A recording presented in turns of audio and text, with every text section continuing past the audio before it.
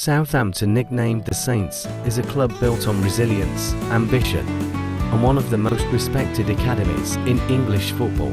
Their identity has long been shaped by the development of extraordinary talents, such as Alan Shearer, Mick Channon, Matt Tissier, Gareth Bale, and Virgil van Dijk.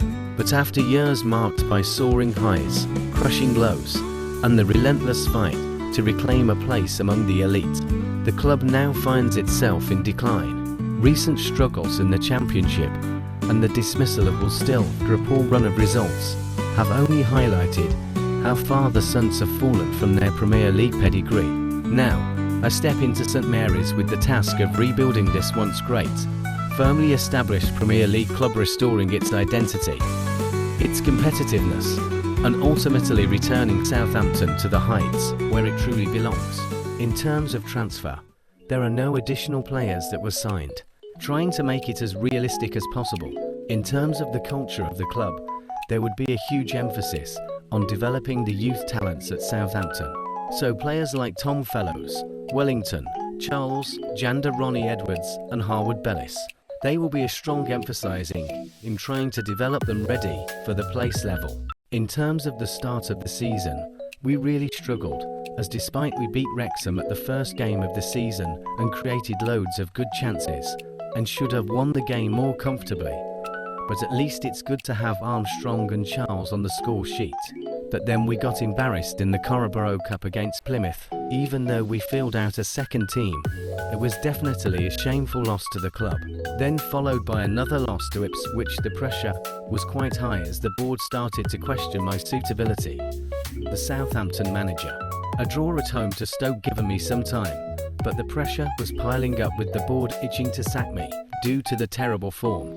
So, I decided that I need to alternate, and against Watford the tactics was changed to a more simplicity formation, within possession of 4,231, with Nkam in the left and out of possession was a standard 433. Tactical debrief in the coming video. The 1-0 win against Watford, goal from Motsuki. Could it be the kickstarter of our Championship campaign? Well, at September was the month we truly clicked. Portsmouth at home. We won 4-2, which was a massive win, especially for our supporters, as Portsmouth was our rival. Then went to Hull away and won 3-0.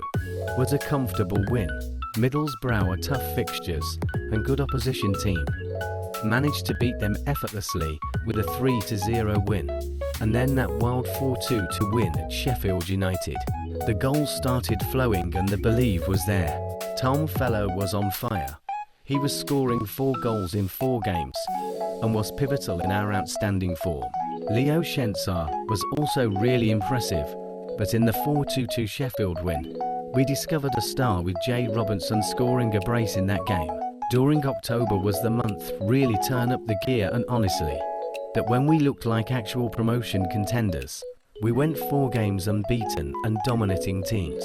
We beat Derby 2-0 away, handled Swansea 5-0, as was unplayable, and then somehow turned Bristol City into a goal fest. A 7-4 away win, and we capped it off with a disciplined 1-0 away victory at Blackburn. Clean sheet, professional performance, job done. Rolling into November, we were flying, and Preston at home was another step in the right direction. A tight 1-0 win, Robinson tucking his chance away early. Nothing fancy, but that's what winning teams do. Take care of business. Then we went to QPR and absolutely tore them apart. A 4-1 away win. Clark Salter even got one in our favour. Everything we touched turned to chances. And when we followed that up with a 6-1 demolition of Sheffield Wednesday at home, I realised just how ruthless this team could be. Robinson, Shensar, Azaz, everyone was in on the act. Charlton away. Another ruthless display. 3-0. Controlled from minute 1. Then Leicester came to St Mary's. One of the toughest, beat them 4-2. Armstrong turned into a man possessed that day. And to finish November, we smashed Millwall 4-0 away. That was the moment I looked at the table and thought, right, this isn't just good form, this is a promotion charge. That makes it 16 wins in a row, which is really impressive. December is always tricky. Fixtures pile up, legs get heavy, but the lads dug deep. We opened with another late show against Birmingham. Archer popping up in the 90+ minute to nick it. Moments like that can define seasons. Then West Brom, a wild one. A 3-3 draw that felt like we dropped 2 points. But to fight back and keep momentum alive is still something. The Norwich game was a setback. A 2-1 loss away. Our first in a long time. We were sloppy. We lost duels, and they punished us. Maybe we needed that little reality check. But the response, outstanding. Next game, we beat Coventry 3-2 at home in a proper scrap. Then went to Oxford and edged a narrow 1-0. Not pretty, but vital. And to round off the year, we went away to Birmingham and won 2-0. Fellows opening the scoring inside 5 minutes. Despite there has been a drop-off in performance and result, was really happy with the effort of the team. It was a professional and hard-fought performance. In terms of the January window, no signings were made again, as I trust the team. January started exactly how we wanted it to. Disciplined, controlled, and all business. Millwall at home was a textbook 2-0 win. Shearer struck inside a minute, and we never looked back. Then came Middlesbrough away. A tricky place to go, but the lads handled it brilliantly. Fellows and Archer got the goals in a 2-0 win that showed just how confident this squad has become. And then, Sunderland was our first test. Yes, they're a Premier League side now, and that only made it sweeter. We went to their ground and beat them 3-1. Wellington gave us the perfect start, and once we hit our rhythm, we looked every bit the top flight team. Watching the lads dominate a team from the league above, that was special. Back to the league, staying ruthless. Hull at home, 5-1. Archer was on absolute fire that game scoring. Sheffield United at home followed, a tight 1-0 win. The score didn't reflect the actual result. We were dominating the game. Portsmouth away gave us a 1-1 draw, a frustrating one, especially in a derby. But we kept our composure. Leicester away was a setback, a 2-1 defeat. But we responded instantly with a grinding 1-0 win at Stoke, even if it took an own goal. February, another statement month. Watford at home was a thunderbolt, a 6-1 win. Shearer running riot. That performance sent a message to the entire league. Charlton at home, 3-0. Efficient, sharp, professional. QPR at St Mary's was another strong display, and the month closed with a 1-1 away draw at Sheffield Wednesday. They made us work, but we kept the unbeaten momentum rolling. March kicked off with the FA Cup once again, and by this point the lads felt unstoppable in that competition. Birmingham came to St Mary's, and even though they made us work for it, we found a way. Wellington scored a beauty, and we finished the job 2-1. Another Premier League scalp. Not quite, but another step deeper into the tournament. We were starting to believe. Back in the league, we smashed West Brom 5-2 away. Armstrong was brilliant, and our attacking play looked like something straight out of the Premier League. Coventry away followed, and that 1-0 victory showed just how mature this team has become. Tight game, tough stadium, but we were calm and professional. Then Oxford at home, not our finest hour. A 2-1 loss, and honestly, we were sloppy.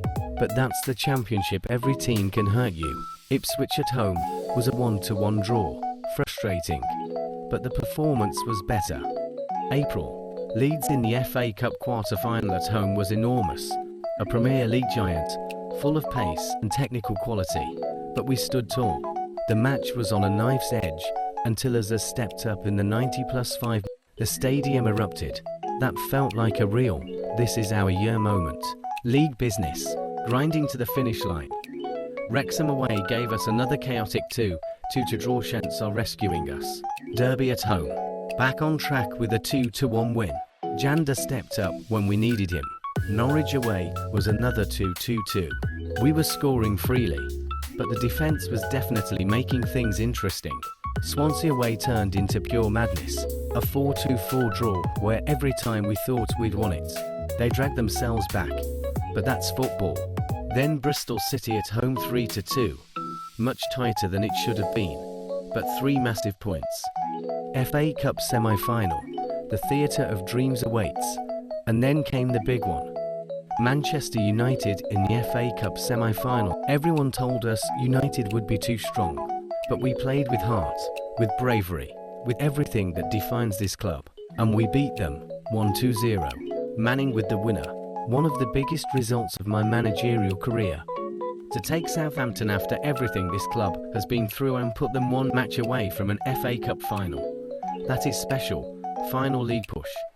We closed the month with an opportunity to win the championship from Ipswich. A win against Blackburn or certified our title as championship winners. The game was really tough, but we were clinical in front of goal, which made us win 2-0 at home. Robinson bagged a brace and reminded everyone why he's been such a key part of our season.